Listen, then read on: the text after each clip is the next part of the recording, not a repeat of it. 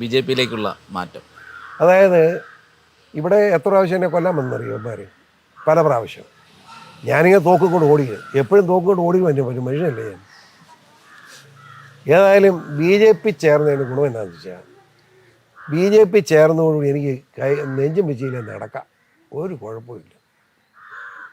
ഇവിടെ ഞാൻ BJP ചേർന്ന് മാത്രമല്ല, അത് കഴിഞ്ഞ് പിറ്റേ മാസം RSSൻ്റെ റൂട്ട് മാർച്ച് ബാധക്കെന്ന് വെച്ചു. ഒരു 400 RSകാരൻ്റെ ചെറുപ്പക്കാർ പിള്ളേർ വന്ന് റൂട്ട് മാർച്ച് പേട്ടക്കൂടെ വെച്ചു. അതോടുകൂടി ശല്യം തീർന്നു.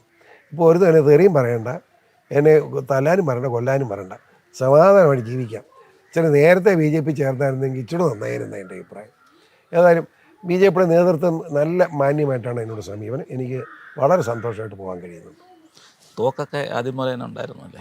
തോക്ക് പണ്ട് പോലുള്ളതാണ്, അതിപ്പോഴൊന്നും. ഇടയ്ക്കേതോ ഒരു തോക്കെടുത്ത് ചൂണ്ടി എന്നൊക്കെ പറഞ്ഞിട്ട് അതൊക്കെ ചിലപ്പോൾ ചൂണ്ടേണ്ടി വരും.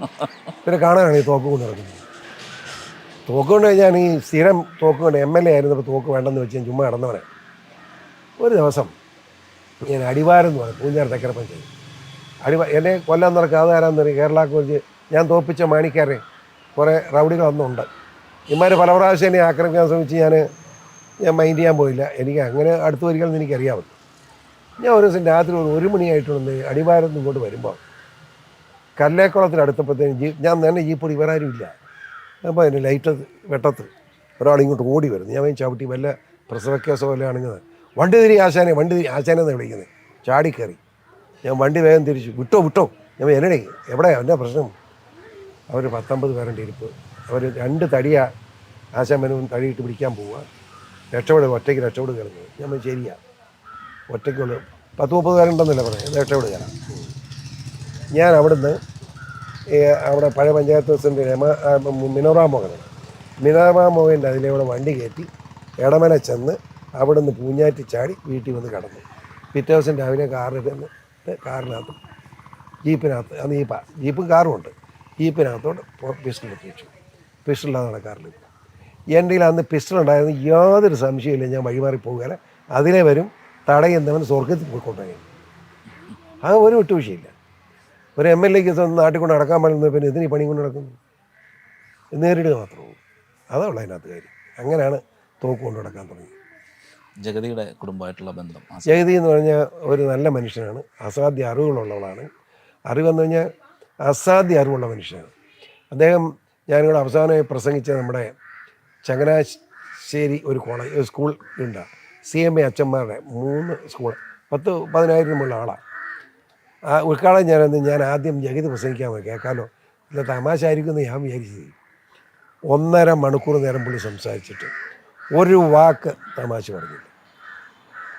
ബൈബിൾ, ഖുർആൻ, ഭഗവത്ഗീത ഈ 3ൻ്റെ കമ്പാരിസൺ ആയിരുന്നു. എനിക്ക് വലിയൊരു അറിവാണ് അദ്ദേഹത്തിൻ്റെ, എന്നെ സംബന്ധിച്ച്. അത്ര നല്ല പ്രസംഗം, ഒരു മനുഷ്യൻ മിണ്ടാതിരുന്ന് മുഴുവൻ കേട്ടു. ആ പ്രസംഗത്തെ പ്രത്യേകത. പക്ഷെ അതിന് അധികം താമസിയാതെ ആക്സിഡൻ്റ് ഉണ്ടായി. പുള്ളിക്ക് മിണ്ടാൻ കഴിയുന്നില്ല എന്നൊരു ദുഃഖമുണ്ട്. എങ്കിലും ദൈവം എന്തെങ്കിലും അദ്ദേഹം മിണ്ടിക്കുന്ന എൻ്റെ വിശ്വാസം. ഇപ്പോഴും എൻ്റെ വിശ്വാസം മിണ്ടിക്കുന്നത്. നമുക്ക് കാത്തിരുന്നതാണ്. മതപരിവർത്തനമായിട്ട് ബന്ധപ്പെട്ട് ഇങ്ങനെ കുറച്ച് ആരോപണമൊക്കെയാണ്. മരുമകൾ ക്രിസ്ത്യാനിയായിട്ട് മാറ്റി എന്നൊക്കെ പറഞ്ഞിട്ട് അത് ഊളന്മാർ ഏത് ഊളനാ?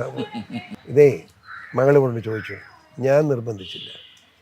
ജഗതി ശിവകുമാർ എൻ്റെ മുറിയിൽ MLA കൂട്ടച്ച് വന്നിട്ട് അങ്ങേര് പറഞ്ഞതനുസരിച്ച്, അങ്ങനെ പറഞ്ഞ കാര്യം ഇതാ. ഷോണും പറഞ്ഞായിരുന്നു അത്. അങ്ങേര് പറഞ്ഞേനാ, ഞാൻ പറഞ്ഞ അവൾ ഹിന്ദുവായിട്ടിരുന്ന എന്നാ കുഴപ്പം ഞാൻ അങ്ങേരോട് ചോദിച്ചു.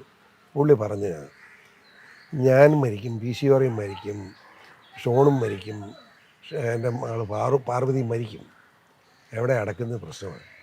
നിങ്ങളെല്ലാം കൂടെ ഇപ്പോൾ അവളെ നിങ്ങൾ ക്രിസ്ത്യാനിയാക്കി തിരുവനന്തപുരത്ത് ഷോൺ വന്ന് താമസിക്കുകയാണെങ്കിൽ അവൾ ഹിന്ദുവായിട്ടിരിക്കും.